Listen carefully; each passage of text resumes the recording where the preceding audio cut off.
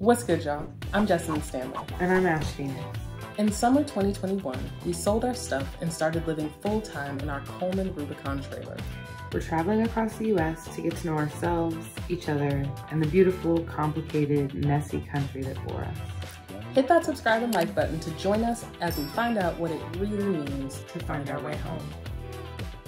Okay, so we went to Virginia. Bassett, Virginia, which is on Lake Philpott. And we stayed in Bassett for a week. Yeah. The campground is called Goose Point Campground. And I really loved Goose Point.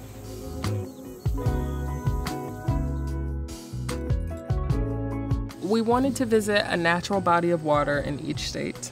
And we visited 2 natural bodies of water in Virginia. We visited Philpott Lake and the Potomac River. But it had this beautiful beach. I think that's the cool thing about these campgrounds is like that's part of what they're doing to maintain it for you. It's like, you know, they built this beach and there's sand and everybody's having a great time.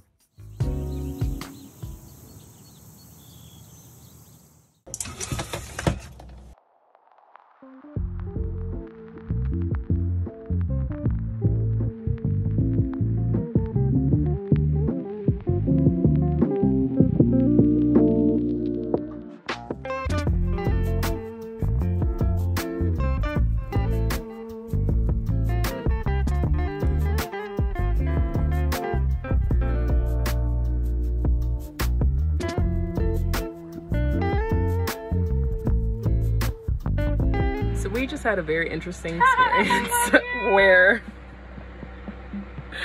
we had the park ranger come by Julia to visit. Stiles and David Arquette. They came by because Full park ranger getup. Full park ranger getup because Ash was spotted by the cleaning crew dumping our pee bucket from our Nature's Head toilet into the toilet in like the bathrooms here, which is fine actually because it's all gray water, but the cleaning out of the bucket in the hand sink in the bathroom is apparently worthy of a citation by a park ranger and a visit by the park ranger after you have been smoking weed in your camper in a state where it's legal on federal land. So we're talking to park rangers, which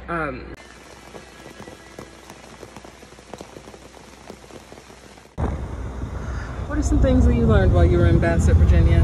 Most immediately, I guess, just go to the dump station with the pee bucket. It's like not even worth anybody wondering if you're dumping it in the toilet or if you're whatever. I don't care. You're right. Like, if that was gonna bring the fucking sheriff out here, no bitch, reason what?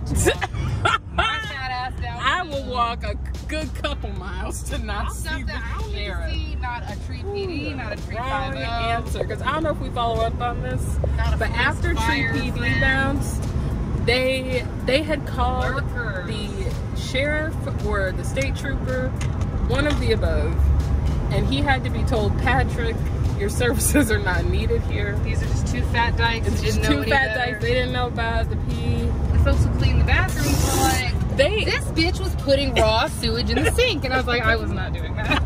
Like, I don't know. She was like, look, I can all don't get in know a room and double check what was seen, what was presumed. She's like, I don't know what fucking union I'm gonna have to call, but somebody is not gonna cleaning catch shit out of somebody's sink. That's why I'm saying the cleaning crew here I actually really fuck with because like, they were so consistent. The shit was I thought that it was very clean everywhere we were. There was no shit in the sink. They were right. There was no shit in the sink, and this bitch was like, I'm not starting now. Okay, so the plan is to go to Vermont after we stop somewhere, even if it's just overnight. Yeah. But it's a very long drive between here and Vermont. So I've been like breaking it into chunks so that we don't have to just drive for like 20 hours straight. Yeah, full days. And yeah, like just for full days. Mainly because we're not on vacation, but there's like a work schedule that we're trying to work around. It doesn't make sense to just spend multiple days in a row driving. How do you feel about this plan of like drive on Fridays and Mondays? I think it works for me. I can get more done when I have a certain amount of time to get it done. Yeah, and I think that's what's happening. But I think that like trying to have Tuesday, Wednesday, Thursday be as close to reliable as possible. Yeah. That feels like a courtesy that I can offer to people that I work with. I am really here for us continuing to seek out libraries wherever we are. The library is amazing. It is incredible. Like, you can just go there and sit there anywhere in there, and they have Wi-Fi. And air conditioning. And air conditioning. And chairs. I'm sorry. I don't know. Desks often. Desks. Like literal desks. Literal desks. Quiet space. The Montrose Library is very small. So this is what's got me fucked up. I spend a lot of my time talking to other people. Yeah. Like, that ends up being a good portion of my work day. It's just a meeting with this person or a meeting about that person. Like, literally all kinds of shit all day long. And that is not a great thing to be doing in the library. So the library, one of the things about them is that they're like, shh, keep it quiet, don't talk, be quiet. And I respect that. And I was sitting outside of that library doing my meetings, and it was hot as fuck. Wetting your balls. And I would almost rather it be hot than cold, because I'm thinking about like being outside the library when it's cold. Just trying to get Wi-Fi outside. Oh my god. I can't consistently do uploading and exporting and all these things like while I'm doing it. I'm like trying to do it on my phone mostly, so that I don't just have like command center set up, because I've got my laptop, the 2 tablets, my phone, the work phone, the hotspot. I'm out here like, it's just a lot. Mainly, I actually don't really give a fuck. Go gadget digital nomad. But my thing is like, I actually really don't give a fuck. I will be command center outside with my AirPods in. Like, I don't give a fuck about you. I just don't want to forget something or lose something.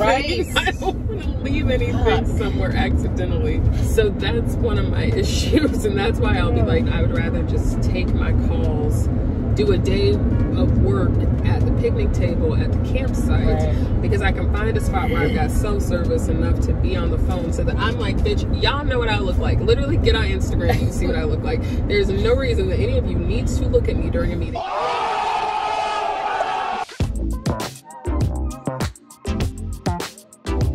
We wanted to do a hike. We hiked at Westmoreland State Park. They had a funny fitness trail thing on their hiking trail. There's like a fitness component to it where you do like different exercises and shit. Amazing.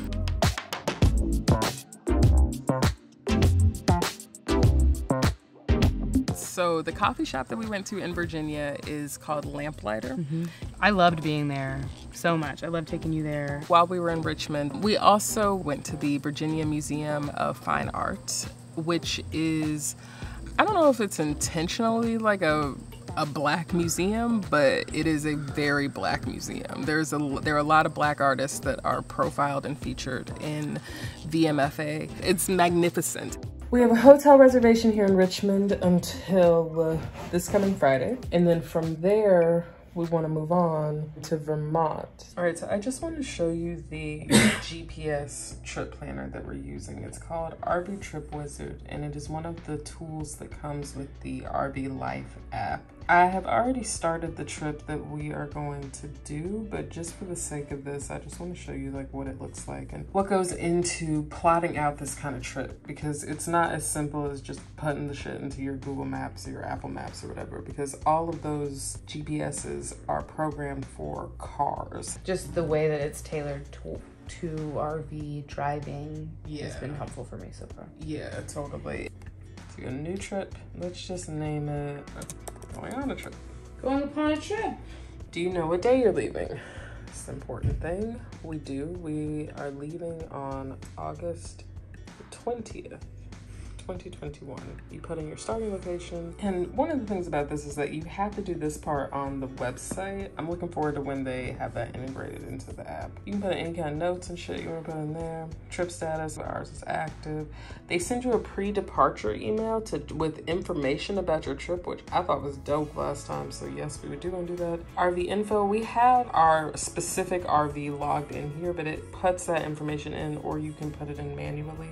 You have to calculate the weight of the RV, which is the weight of the RV itself, the tongue, and the shit that's in it, which we're guesstimating is around 5,000 pounds total. We use diesel, you put the fuel capacity, fuel reserve, fuel economy, all this shit in here. If you want to avoid tolls, highways, ferries, tunnels, unpaved roads, we are currently avoiding highways to enjoy the drive. You said that, and I really agree with that. Yeah, it's like this is, you know, really honoring that the journey is the practice, the point of it. Then you put in your average driving speed, 6 hours per day. Okay, then the expenses. All right, so our next speculative destination is this campground that I have become a little bit mentally obsessed with. It's called Ives Run Campground. It's near Tioga, Pennsylvania. We are being told via the GPS that to get from Richmond to Tioga, Pennsylvania, which I'm very curious about Tioga. It's right on the border of New York and Pennsylvania. I think it's gonna be like Amish country, but a good halfway point looks like it's gonna be DC, which is ironic because you wouldn't think that if you were trying to plan a route that is avoiding highways, they would tell you to go to our nation's capital. But that is what they're saying on here.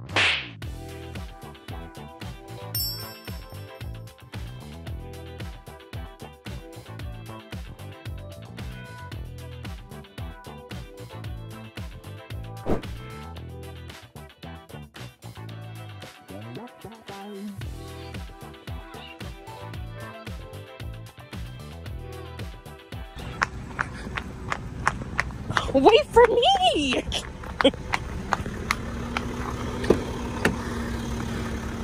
You're coming too? Yeah, I'm coming too.